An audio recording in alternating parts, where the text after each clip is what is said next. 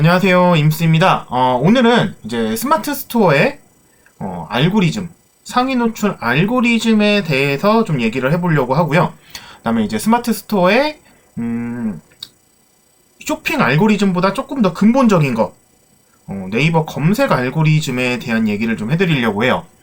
자, 우리가 스마트 스토어에 상품 등록을 하고 나서 상위 등록을 위해서 많은 노력들을 하실 거예요. 왜냐?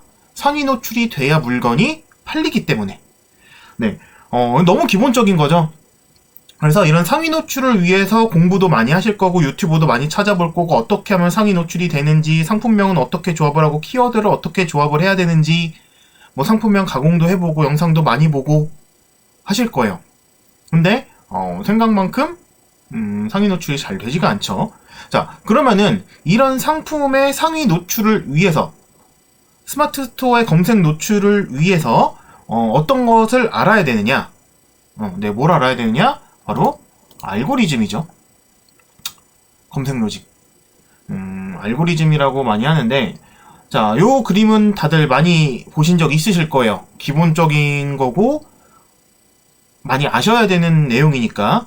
근데 제가 오늘 하고자 하는 얘기는 이거는 아니에요. 이거는 나중 얘기. 자, 이 쇼핑 검색 알고리즘을 이해하기 전에 네이버의 근간이죠. 네이버의 근본. 네이버 검색 로직을 먼저 알면 도움이 많이 되실 거예요. 자, 저 같은 경우에는 이제 그 스마트 스토어를 시작을 하고 주문이 3일 만에 들어왔어요. 상위 노출 바로바로 시켰고요. 네. 제가 이제 그 처음에 저도 제 영상, 맨 첫 영상을 보면 아시겠지만 공부를 많이 하고 시작하지 않았어요.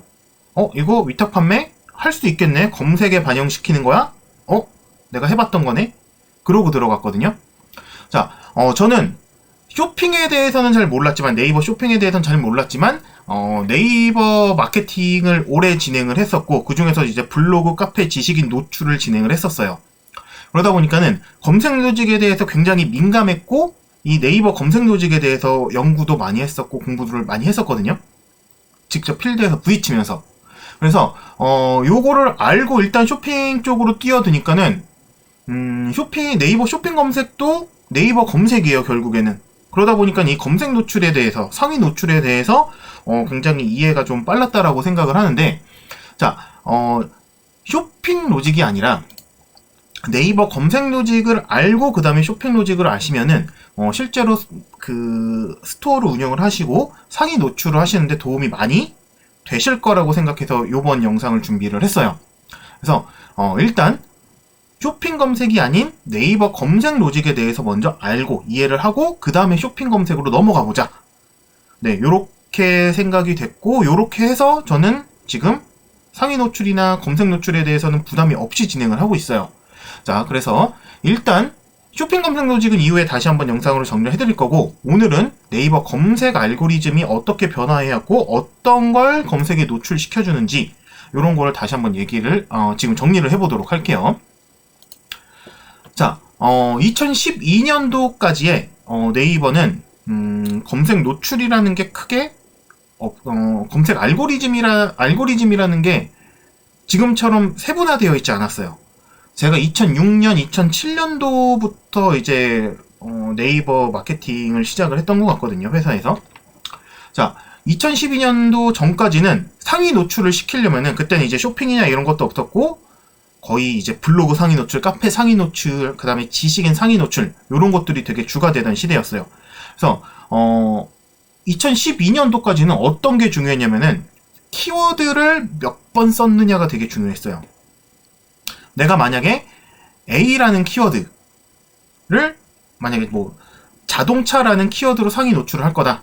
그러면은 맨 처음에는 어떤 식이었냐면은 제목에 이 자동차라는 키워드를 몇 번 넣을 거냐가 중요했어요.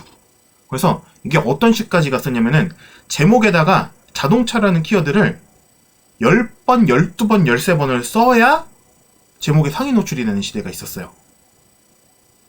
처음에는 막 3번, 4번으로 시작해가지고 저거보다 내가 상위 띄우려면 하나 더 제목에다가 많이 써야지. 제목에다가 많이 써야지. 그러면서 제목에다가 키워드를 엄청나게 반복을 하기 시작을 합니다. 그러다가 이런 것들이 알고리즘이 제대로 나오기 전에 이제 어뷰징이라는 거, 일부러 상위 노출을 위해서 제목에다가 키워드를 많이 쓰네? 라고 하면서 제재를 당해요. 그래서 그래도 제목에다가 3번 아니면은 5번까지 쓰는 게 공식 루트였어요. 공식이었어요, 그냥. 공식. 자, 그러다가 제목이 아니라 그게 본문 내용으로 넘어가요. 본문 내용에다가 키워드를 몇 번을 삽입하느냐. 그러면서 이제 꼼수가 나왔던 게, 요즘에 어떤 영상 보니까는 스마트 스토어에도 이렇게 하라는 분들이 계시는데, 흰색 바탕에 흰색 글씨로 키워드 100번, 200번 넣어놓는 거예요. 10번, 20번. 많게는 100번, 200번까지. 이거, 이렇게 해가지고 실제로 상위 노출을 다 시켰었고요. 네이버에서 이걸 알자마자, 흰색으로 글씨 가려가지고 키워드 반복하는 행위 무조건 어뷰징으로 잡아가지고 블로그를 다 정지를 시켰었어요. 그래서, 지금 이제 절대 쓰지 않는 방법이에요. 키워드를 같은 색으로 가리는 거, 흰색으로 가리는 거, 흰색 글씨로. 그래서, 처음에는 제목에다가 키워드를 몇 번 쓰느냐, 본문에다가 키워드를 몇 번 쓰느냐, 그리고 그 다음에 나와서 쓰는 게 이제 합쳐서 몇 번을 썼느냐. 그러면은 검색을 해봤을 때 제목에 키워드가 3번씩 반복이 되는 건, 그건 키워드 무조건 3번을 써야지만 상위 노출이 올라갔고요. 5번이 검색이 되는 거는 5개를 써야지만 상위 노출이 올라갔어요. 이런 식으로 상위 노출을 위해서는 이 키워드를 대상으로, 예를 들어서 지금 자동차라고 했는데 자동차 세차까지 키워드를 잡으면은 자동차 세차를 반복시키면 돼요. 3번, 5번, 10번. 뭐 이런 식으로. 그래서 상세 키워드도 마찬가지고 메인 키워드도 마찬가지고 다 키워드를 몇 번 쓰는지가 중요한 시대가 있었어요. 그러다가 대대적으로 2012년도에 리브라라는 알고리즘이 나옵니다. 이 알고리즘이 나오면서 최적화라는 개념이 나오기 시작했어요. 이 최적화가 저는 지금은 블로그를 얘기를 하는데, 이 블로그 최적화가 결국에 지금 저는 스토어의 최적화라고 생각을 하고 있습니다. 네, 그런 식으로 접근을 하고 있고 성과도 보고 있고요. 자, 그래서 이 최적화라는 개념이 등장을 하면서 이 리브라 때는 어떤 게 중요했었냐면은, 예전에는 블로그만 막 개설을 해가지고 키워드 3번, 4번, 5번, 이 키워드를 잡기 위해서는 키워드를 몇 번을 써야 되는지만 파악을 하면 상위 노출을 시킬 수가 있었던 반면에, 리브라가 도입이 되면서 꾸준함과 얼마나 열심히 블로그를 운영을 했고 블로그 자체에 힘을 실어주기 시작을 했어요. 오래된 블로그냐, 글을 매일매일 썼느냐, 이런 걸 보고서. 그래서 요 시기에는 어떤 식으로 일을 했었냐면은 주말에도 글을 썼어요. 회사 일을 다니면서. 왜냐면 블로그를 최적화를 시켜야 되니까. 그러면서 블로그 공장들이 많이 생겼죠. 사무실 하나에서 블로그를 100개, 200개를 키우는 거예요. 왜냐면 내용 상관없이 하루에 글 3, 4개씩만 계속 올려주면은 블로그가 최적화가 돼버리니까. 네, 이걸 위해서 공장들이 많이 생겼죠. 저도 공장 운영을 해봤었습니다. 네. 그래서 블로그를 막 50개, 60개, 뭐 큰 데는 막 100개, 200개씩 하루에 작업을 하는 양이 그 정도씩 진행을 하고 있었고요. 최적화 이후에는 그 전이랑 똑같아요. 키워드 개수 맞춰가지고 글 쓰면은 상위 노출이 돼요. 최적화된 블로그 가지고. 근데 이게 문제가 뭐였냐면은, 저도 이제 광고회사에서 상위 노출을 목적으로 글을 썼기 때문에 실제로 도움이 되는 글을 썼다기보다는 상위 노출을 위한 글들을 많이 썼었어요.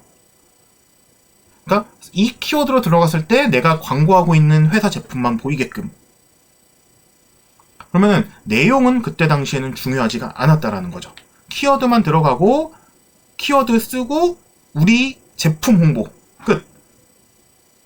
네, 이렇게 되다 보니까는 광고성 글들을 완전히 방어할 수가 없는 상황이 됐고, 이걸 위해서 또 네이버에서 칼을 뽑아듭니다.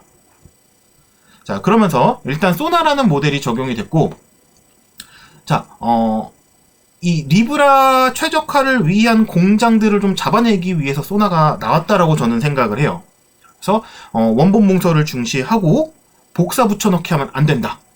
그리고 사진 돌려쓰기 하면 안 된다. 왜냐면 공장에서 하던 역할들이 다 그거였어요. 복사 붙여넣기로 블로그 매일매일 글 똑같은 글 여러 개에서 다 올리기. 그리고 이미지 하나 가지고 10개 블로그, 20개 블로그에다 다 똑같이 올리기. 어차피 우리가 중요한 거는 블로그만 한두 달 동안, 뭐 많게는 2달에서 3달 정도 걸렸지만은 꼬박꼬박 올리면은 최적화가 되니까 이 최적화 블로그를 위해서 썼던 거 또 쓰고 썼던 거 또 쓰고 그냥 복사 붙여넣기를 한 거죠. 이미지고 그리고 이거를 잡기 위해서 소나라는 모델이 나왔고 유사 문서라는 거를 검색을 해서 원본 문서와 이걸 따라 쓴 문서가 있으면은 따라 쓴 문서들은 최적화해서 제외를 저품질로 걸어버리는 요런 시대가 왔어요. 그러면서 요 소나 시대가 되면서 지금도 이제 이게 저는 쇼핑 쪽에도 굉장히 많이 넘어왔다라고 생각을 하는데 이때부터 나왔던 게 이미지를 리사이징 하거나 이미지의 정보를 바꾸는 거 포토샵으로 정보 바꾸고 아니면은 그 포토스케이프로 이미지 세탁하는 거가 요때부터예요. 그 다음에 컨트롤 C 컨트롤 V 하지 말아라. 일단 웹에서 웹으로의 컨트롤 C 복사 붙여넣기는 저품질로 가는 지름길이었어요. 저는 이거 쇼핑도 지금 어느 정도 영향이 있다라고 생각을 하고 있거든요. 실제로 테스트를 해본가 조금 영향이 있는 것 같아요. 그래서 일단 저는 그 지금 이제 상품 등록을 할 때에도 복사 붙여넣기 하지 않습니다. 해야 될 일이 있으면은 메모장을 한번 거쳐서 가요. 물론 메모장을 거치는 것도 어느 정도의 그 코드가 따라 붙기는 하는데 웹에서 웹으로 바로 복사 붙여넣기는 절대 하지 않는 일 중에 하나입니다. 이게 제가 블로그 때부터 습관이 되어 있어서도 그런 게 있지만 실제로 스토어 운영을 하면서도 복사 붙여넣기를 했을 때 검색 노출에 대한 부분들이 그냥 직접 타이핑을 한 것보다 결과들이 별로 안 좋았어요. 항상. 아무튼 이런 소나라는 모델이 2013년도에 나오면서 이때 원본 문서를 중시하고 이미지를 가공해서 하거나 새로 쓴 내가 직접 찍은 사진들을 선호를 하기 시작했고 복사 붙여넣기를 싫어하기 시작을 했어요. 자, 근데 이것만으로도 이제 광고 회사들이나 마케팅 회사들을 막을 수가 없었죠. 아무튼 일단 소나 때 이제 어느 정도 정립이 된 게 하루에 블로그에는 글 3개까지만 올려라. 이게 조금 와전이 돼서 지금 뭐 쇼핑에도 하루에 5개씩만 올리세요 이거 하는데 저는 5개, 3개 의미 없다라고 생각을 하고요. 하루에 1개 안 올리는 날 있어도 되고 하루에 10개 해도 된다라고 생각을 하고 실제로 그렇게 블로그 같은 경우에는 다 키웠었어요. 자, 그다음에 이제 이 소나 때 저품질 블로그로 걸러내는 것 중에 하나가 방문자 수예요. 방문자 수. 상위 노출을 시키기 시작을 해가지고 방문자 수가 빵 터지고 나면 이 방문자 수를 유지 못하면 그 블로그는 저품질이 됐었어요. 제가 그런 식으로 몇 개를 날려먹은 적이 있거든요. 상위 노출 이제 이슈 키워드들을 이용해서 방문자를 높이고 이 방문자 수를 높여가지고 내 블로그의 힘을 키우자 라는 거였는데 제가 정확하게 아직도 기억나는 게 이제 제가 상위를 굉장히 잘 만들었던 것 중에 하나가 그때 당시만 해도 네이버에 실시간 검색어가 있었고 이 실시간 검색어에 나오는 검색어에 나오는 키워드를 가지고 글을 써서 상위 노출을 하고 이걸 가지고 방문자 수 유입을 하는 이런 걸 제가 좀 잘 했었어요. 그래서 뭐 블로그 같은 경우에 뭐 하루 방문자 수 100만 명이 넘어가는 블로그도 몇 개 갖고 있고 그랬었는데 근데 이게 소나가 되면서 예를 들어 상위 실시간 검색어로 글을 올려서 하루에 방문자 수가 100만 명이 들어왔으면 이 100만 명을 계속 유지를 해야지만 블로그의 힘을 유지를 해줬었어요. 이게 갑자기 100만 명이 들어오다 다음날 1000명 들어와 이러면 저품질로 가고 그랬었거든요.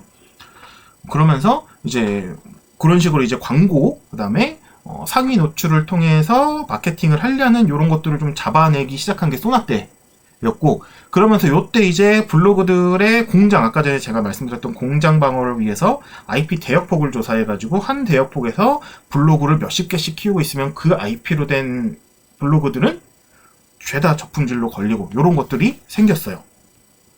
그리고 아무튼 요런 문제점들이 있었고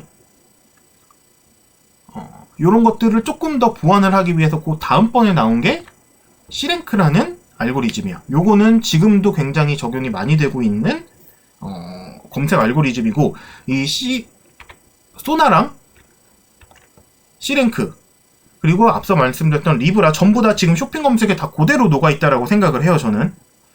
자, 앞서 있던 리브라와 소나를 보완하면서 나온 게 C랭크예요. C랭크에서는 뭘 중요로 하느냐 이 블로그 자체의 힘을 중요시해요. 좋은 글을 오랫동안 써온 블로거, 오랫동안 써온 좋은 블로거. 이거 우리가 말하는 그 쇼핑에서 보면은 리뷰, 구매 횟수 이런 것들이죠. 그래서 대신에 이제 그 블로그 쪽의 C랭크 같은 경우에는 한 주제를 오랫동안 다루면, 예를 들어서 내가 자동차라는 주제를 다뤘으면은 이 자동차에 관련된 내용들만 계속해서 키워온, 작성해온 블로그를 좋은 블로그라고 인정을 하는 거예요. 그러면서 블로그가 뭐 다룰 수 있는 최대의 주제는 뭐 2개에서 3개 정도의 주제, 뭐 내가 자동차와 책을 하겠다, 뭐 자동차와 영화를 하겠다, 책과 영화, 음악을 하겠다, 이런 식으로 주제를 정해서 이 주제에 쌓인 걸로 2달, 3달을 키우면은 최적화가 되는, 이런 것들이 생겼어요, C랭크 때. 그래서 C랭크라는 개념이 도입이 되면서 블로그 자체의 힘, 아무튼 내가 이 연관된 연관된 주제로 얼마나 좋은 컨텐츠들을 만들고, 이 컨텐츠들에서 얼마나 많은 파급 효과가 일어나느냐, 이때 이제 중요해진 게 덧공스, 댓글 달아주고 공감해주고 스크랩해주고. 똑같이 상위 노출을 시키려면 예전에는 키워드 개수만 맞춰가지고 키워드 개수만, 제목이랑 본문 키워드 개수만 맞춰서 올렸어야 되는 반면에 C랭크가 되면서 제목에는 일단 키워드 한 번 이상이 들어가면 노출이 안 되게 됐어요. 일부 키워드에 따라 다르겠지만, 조금 다른 키워드들이 있었지만, 기본적으로 제목에는 무조건 키워드 1개만 쓰기. 이게 이어지다 보니까 쇼핑 검색에서도 키워드 반복하지 말고 반복되는 문구 없애라고 하고 있죠. 네, 요게 아마 C랭크와 소나 사이에 적용된 키워드의 최적화예요. 그래서 아무튼 제목에는 키워드 한 번 써야 되고, 본문에는 또 본문에 키워드를 너무 많이 쓰면 노출해서 누락이 되는 경우들이 많았기 때문에 본문에 키워드가 몇 개 들어가는지 파악해서 뭐 키워드를 5개만 넣자, 7개만 넣자, 이런 식으로 이제 키워드 개수를 조절을 하기 시작을 했었고, 그러면서 댓글 공감 스크랩이 많이 달리는 글들이 상위에 노출이 되기 시작했어요. 그러면서 요때 품앗이라는 개념이 생겨요. 블로거들 사이에서 우리 서로 댓글도 좀 달아주고 공감도 같이 해주고 스크랩도 해주자. 그러면서 이제 또 요걸 가지고 이제 악용하는 사례들이 좀 있었고,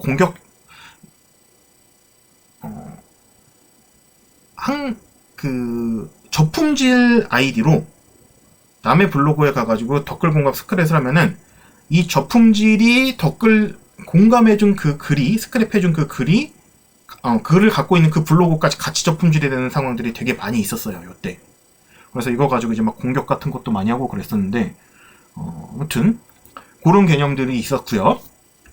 그 다음에 C랭크 때부터 블로그 내 체류 시간을 중요하게 생각을 합니다. 그러면서 이때부터 이제 뭐 슬롯이니 뭐니 이런 것들이 등장을 하기 시작을 했는데, 블로그에서 이 글을 보고서 그냥 바로 나가는 게 아니라, 이 글을 눌러서 들어왔으면은, 이 글이 좋은 글이면은 이 글을 오래 보고 있을 거야 를 체크하기 시작을 한 거죠. 그래서 이제 덧공수 작업, 품앗이 같은 거 해줄 때 실제로 시간 오래 걸리게 보고, 그 다음에 이제 프로그램이나 이제 슬롯 같은 것들도 눌러가지고 들어가서 몇 초 이상 머물고 그 다음에 나와라, 이런 것들이 알고리즘으로 들어가요, 프로그램에. 자, 그 다음에 대신에 이제 C랭크가 되면서 블로그를 키우기가 힘들어졌어요. 최신 생성된 블로그는 뭐 최적화도 안 될 뿐더러, 그러다 보니까 이제 블로그 키우려면은 뭐 2015년도 이전에 생성된 아이디를 찾아가지고 그걸로 블로그를 키우고 이런 것들도 있었거든요. 그래서 일단 C랭크로 작업장이나 이런 것들을 많이 막을 수는 있었는데, 신규 블로거들이 유입되지 못하는 문제가 발생을 했고, 이 문제를 보완하기 위해서 다이아라는 모델이 적용이 됩니다. 그래서 C랭크 이후에 신규 블로거들이 크기가 성장이 불가능해지니까는 이제 네이버는 블로거들을 많이 키워야 되는 입장이잖아요. 네이버의 힘은 블로그에서 나오고 있으니까, 지식인 블로그 검색에서 나오니까. 그래서 이런 문제를 해결하기 위해서 블로그 자체의 힘이 아니라 본문 자체의 내용을 판단하자라는 다이아 랭크 알고리즘을 적용을 시킵니다. 그래서 신규 블로거나 지수가 약한 블로그들도 좋은 글을 쓰면 상위 노출에 반영을 하겠다. 그럼 이거는 어떻게 반영을 할 거냐? 문서의 이제 주제에 적합한지, 경험의 정보가 얼마나 중요한지, 문서의 의도는 어떻고, 상대들이 어떻게 이거에 반응을 하는지, 어뷰징은 했는지 안 했는지, 이런 것들을 하나하나 다 분석을 하겠다는 거예요. 그래서 좋은 글 쓰고 어뷰징 척도라고 있기는 했지만 덕공스 예전에는 막 댓글 공감 스크랩은 100개, 200개를 달았다라고 하면 이제 현실적인 숫자로 그 덕공수를 달기 시작을 해요. 그래서 뭐 10개, 20개 뭐 이런 식으로. 그래서 이런 것들을 출처도 중요하지만은 글 자체도 중요하다. 그렇다면은 출처가 좋은, 그러니까 C랭크가 좋은 블로거가 좋은 글을 쓸 경우에는 지수가 훨씬 더 올라가게 되겠죠. 그래서 이렇게 C랭크와 다이아를 동시에 반영을 하고 있고 현재 이게 진행이 되고 있습니다. 이게 C랭크 다이아, 그 다음에 C랭크와 다이아가 오기까지의 리브라에서의 꾸준함, 소나에서의 복사 붙여넣기, 이미지 재사용 금지, 이런 것들이 다 녹아 있어요. 쇼핑 검색에도 마찬가지고요.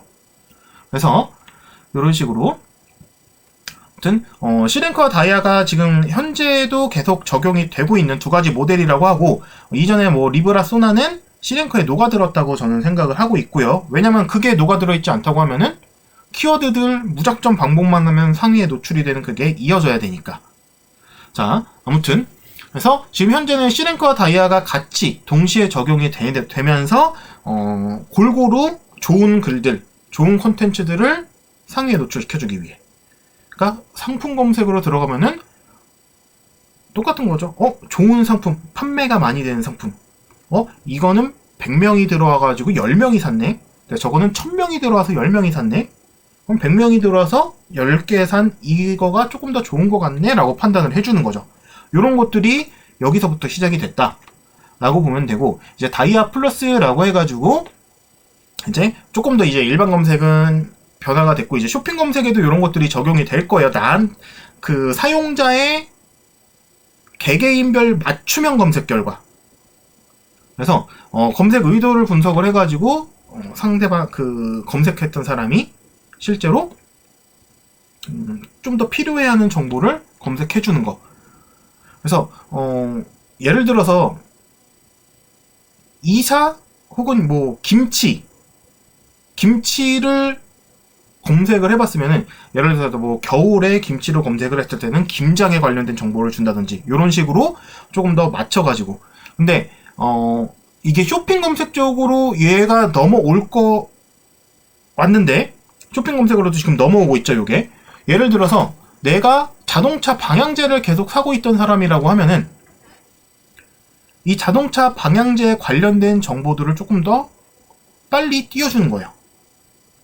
그래서 이런 식으로 이제 조금 검색 엔진은 계속 진화를 하고 있고, 여기에 맞춰서 우리는 상품 아이디나 키워드도 준비를 해야 될 겁니다. 이제는.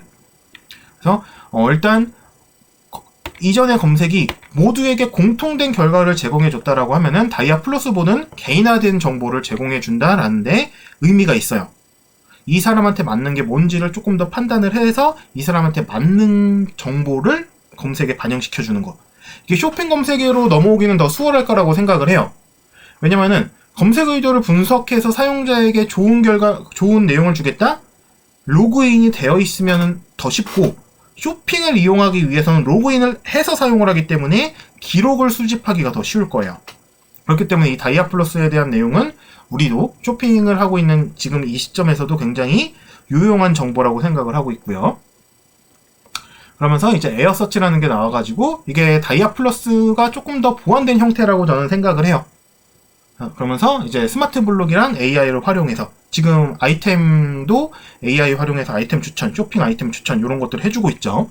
근데 이제 에어서치 같은 경우에 현재 아무래도 인플루언서한테 많이 유리한 게 있어가지고 이런 부분도 이제 이후에 점차 보완이 될 거라고 생각을 합니다. 검색 엔진은 계속해서 발전을 할 거니까요. 그래서 일단 여기까지가 지금 네이버의 검색 로직, 검색 알고리즘의 변천사였고, 이 내용들을 하나씩 되짚어보면서 요게 그대로 쇼핑 검색에 들어가 있어요. 이거를 알고 맨 처음에 봤던 쇼핑 검색 랭킹을 보시면은 이해하기가 훨씬 수월하실 거예요. 이거를 적합도, 인기도, 신뢰도를 찾아가기 위해서 그 전에 어떤 것들을 준비를 해야 되는지. 그래서 리브라 때 준비하던 것들, 소나 때 준비했던 것들, 그 다음에 C랭크 때 준비했던 것들, 다이아 때 준비했던 것들, 그러면서 지금 다이아 플러스와 에어서치에 맞게끔 우리는 쇼핑 검색을 우리 쇼핑몰 그 키워드와 운영을 조금 더 변화를 줘야 되겠다. 이렇게 설명드릴 수가 있겠고요. 요거 이후에 이제 제가 다음 영상으로 이후에는 이제 쇼핑 검색 저걸 보고서 어떤 식으로 검색과 상세 페이지에 반영을 시켜야 되는지 정리해가지고 다시 한번 준비해서 올려드리도록 하겠습니다. 오늘 했던 내용이 쇼핑 검색과는 조금 내용이 떨어져 있다. 그 다음에 네이버 검색에 대한 로직 변천사, 네이버 검색 알고리즘 변천사하다 보니까는 쇼핑과 연관이 없는 것도 같지만 저는 이걸 알고 있었기 때문에 제가 상위 노출과 판매를 조금 일찍 시작됐다라고 생각이 돼요. 그래서 그냥 요거를 막 굳이 지금 다시 막 복습을 해가지고 다시 한번 돌려보고 막 이럴 필요는 없고 지금 제 영상 그냥 틀어놓으셔도 이런 시절이 있었고 이런 식으로 검색이 변화했구나 정도만 알고 그 다음에 쇼핑 검색 공부를 하시면은 네, 도움이 많이 되실 거예요. 그래서 오늘 영상은 여기서 마치도록 하고 이후에 쇼핑 검색에 대해서 알고리즘에 대해서 내용을 한번 다뤄보도록 하겠습니다.